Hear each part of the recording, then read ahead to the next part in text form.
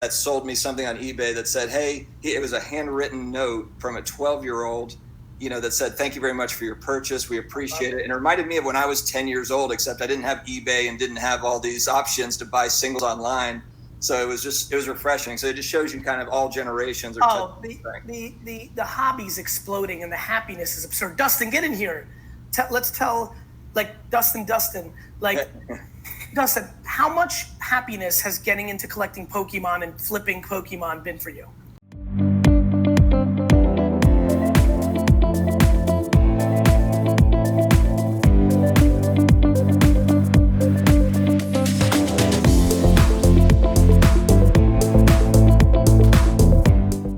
Hey, sports card collectors and investors, how is everybody doing today? I just got a fresh haircut, getting ready for playoff basketball again today. It's kind of nice how it just kind of rolls through the day. We've got a game at 4, 6, 8. I kind of like this, how it's jam-packed in. It's pretty awesome. So I'm going to kind of break this down. So what we're going to discuss are just kind of playoff basketball in general, probably overreactions to game one. Most likely overreactions to game one, but that's kind of part of the fun.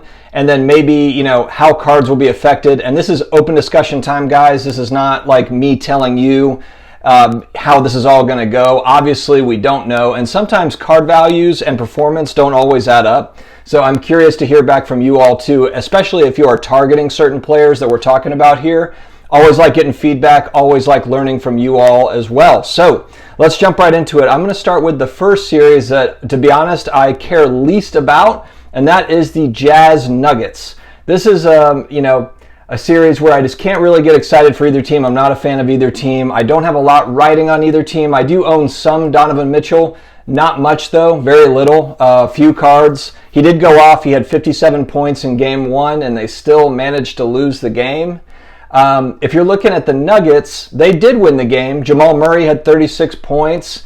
Michael Porter Jr. had 13 points, which to me, with how much money Michael Porter Jr. cards have been going for lately, and I know that it's one game, guys, and I know and I hope that for you all that are buying big and buying MPJ high, that you're a believer in this guy over the next 5-10 years, and this is more of a long-term play for you, because just short-term, type stuff with MPJ, I just feel like, you've got to really be in the long term for him, to see this all kind of come through. And, I could be wrong on that, but just with his prices the way that they are, 13 points out of 135 points for the Nuggets just wasn't super impressive from my point of view. I did not watch this game, so I don't know, if he was held in check in some capacity, maybe didn't get the playing time that he should have or could have. I don't know all the ins and outs. I'm just looking literally just at the box sheet and looking at the stats and talking about it with you all. So this is, like I said, this is the series that I'm not really,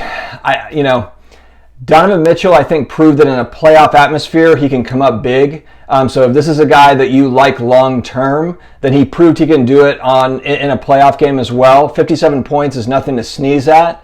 So he's obviously the Jazz's best player in my mind, and really stepped it up. The Nuggets are a young team as well that, exciting young team. We'll see where it goes. I don't think either of these teams are competing for a championship this year. You never know, I suppose. So based on these performances, are you a buy on Donovan Mitchell or Jamal Murray? Have you gone in on any of these players? I am somewhat of a hold on basketball buying right now through the playoffs. I just want to see how it shakes out. I'm focused in some other areas right now as well. But I am picking up some things here and there for sure, but as far as the Jazz Nuggets go, I'm not picking up any of these guys. Are you picking up any of them? Or are you seeing something from these guys to where you're like, you know what? These guys are going to be contenders for years to come. I want to get so-and-so. I want to hear about it. I want to know. All right, next up, I'm going to kind of gloss over a few of these first series because these are ones that I'm following to some degree, but I'm not as interested in. Heat Pacers. So the Heat played just a good all-around game against the Pacers. They beat them. Jimmy Butler, Tyler Hero, Goran all had good games. Bam had a good game. Nobody had a bad game, really, and they pulled it out against the Pacers, a tough Pacers team. Good team win for the Heat, and I think if you're big on Jimmy Butler, Tyler Hero, these guys showed that they can do it in a playoff environment. I think for Hero just being a rookie, that's a good sign, just because rookies, they take time to develop. He's not he's not a finished product. He's still trying to figure out where he fits in, on the floor and the rotations, etc. So to kind of see this going, I mean, the Heat they're an exciting team. They're a good, well-rounded team in the East. I think they can compete with anybody. So it'll be really interesting to kind of see how they do. Tell me again, are you guys, after watching this first game, did you make any different decisions? Jimmy Butler, I know a lot of people were already kind of in on Tyler Hero. Goran put up a bunch of points. Are any of these guys, Bam? I know a lot of people have been high on Bam as well.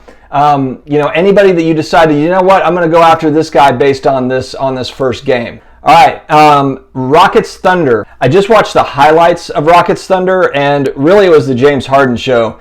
Harden just did his thing, man. I mean, James Harden, it's weird to think that he's kind of underrated in these playoffs, but we're just talking about a lot of other teams. The Rockets are kind of that team that's just out here in the middle of, that's just not really anyone's really talking about the Rockets, but hey, I mean, they can score the ball. I don't know about their defense, but they can certainly score the ball. So I expect them to get out of the first round against the Thunder. The Thunder they just a little underwhelming in that first game. But you know what? That's why it's a 7-game series. Teams make adjustments, and we'll see if they can make it happen, if they can make something out of it.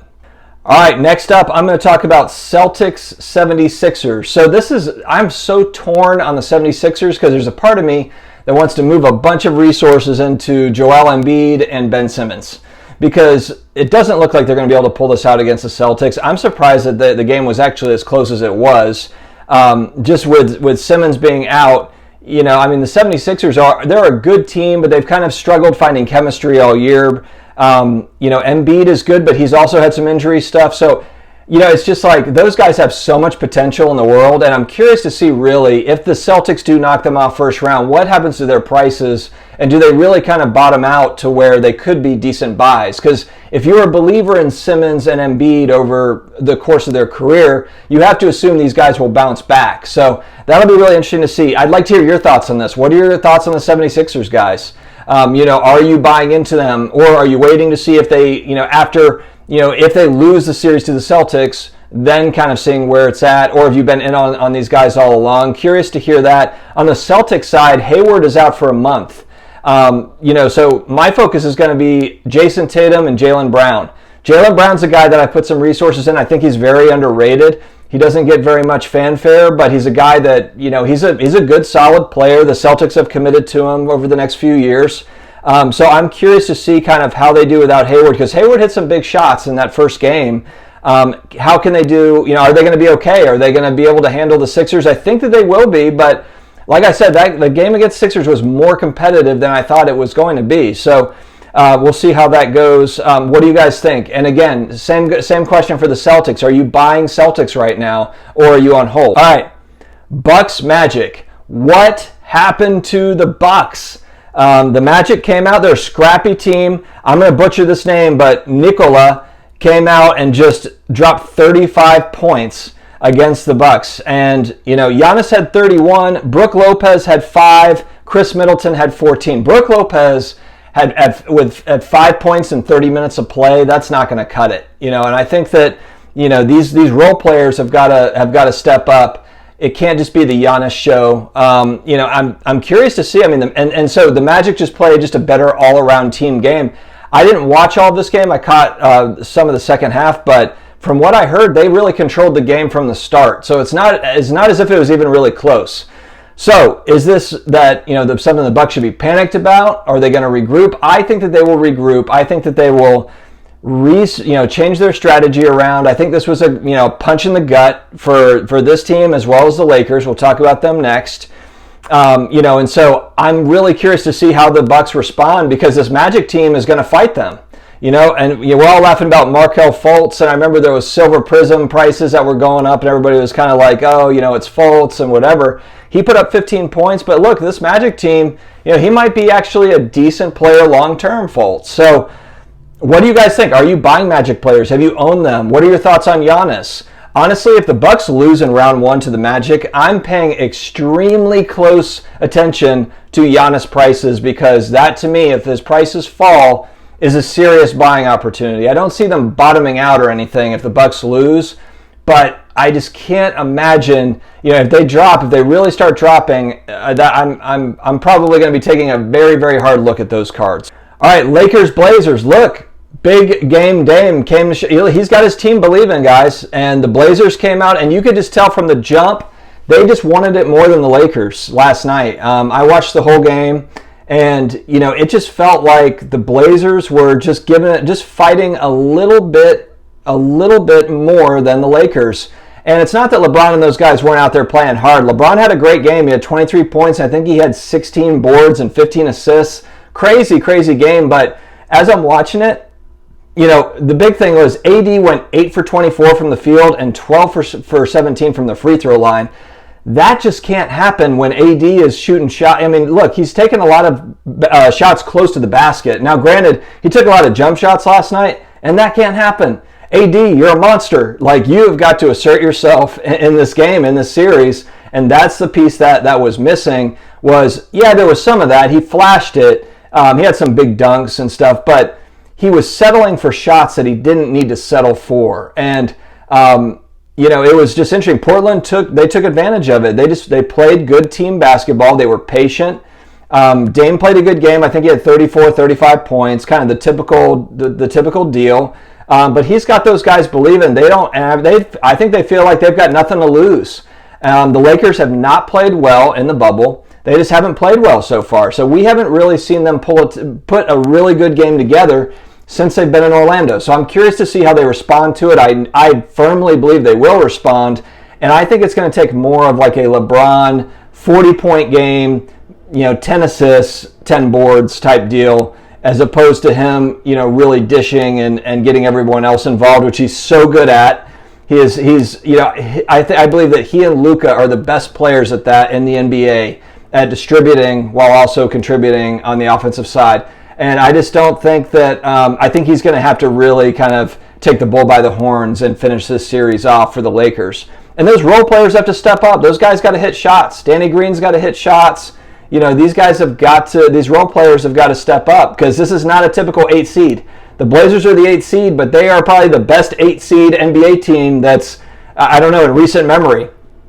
I think last year they were a 3 seed in the West. They had some injuries, they got banged up. This is a really, really good 8 seed team that's got some playoff experience. So it's going to be a fight. It's going to be a fight. So we'll see how the Lakers respond to it. I'm definitely not buying any. Are you guys buying Dame, or have you been buying some of his stuff? I mean, I'm really curious to see what his Prism rookies are going to do. His PSA 10s. I've been watching those today. There's some auctions that are ending. I'm really curious to see. They were at about like $2,800. And I'm curious to see if they if they get a 2-0 lead in the series or something. I don't know. I'm really, really curious to see.